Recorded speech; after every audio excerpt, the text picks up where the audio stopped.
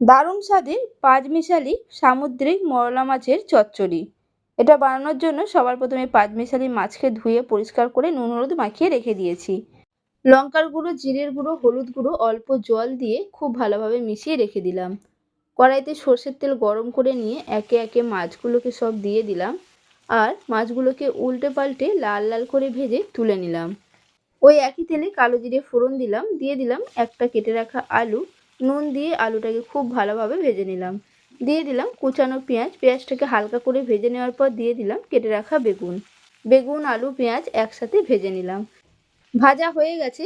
কেটে রাখা টমেটো, কাঁচা লঙ্কা আর নুন দিয়ে খুব ভালোভাবে নাড়াচাড়া করে নেওয়ার পর দিয়ে দিলাম জল দিয়ে গুলে রাখা মশলা। মশলাটাকে কষিয়ে নেওয়ার পর দিয়ে দিলাম পরিমাণ মতো জল। আমি এখানে 1 বাটি জল দিয়েছি। সব কিছু একসাথে মিশিয়ে নিলাম। এই সময় অবশ্যই নুনটাকে চেক করে নেবেন। দিয়ে দিলাম স্বাদ মতো নুন। ঢাকনা আটকে হতে দিলাম 5 থেকে 7 মিনিটের জন্য। 7 মিনিট পর ঢাকনা খুলে নিয়েছি। এই সময় আলুগুলো খুব ভালোভাবেই সেদ্ধ হয়ে গেছে। ভেজে রাখা মাছ অল্প ধনেপাতা কুচি দিয়ে মিশিয়ে নিয়ে আবারও ঢাকনা আটকে হতে দেব 5 মিনিটের জন্য।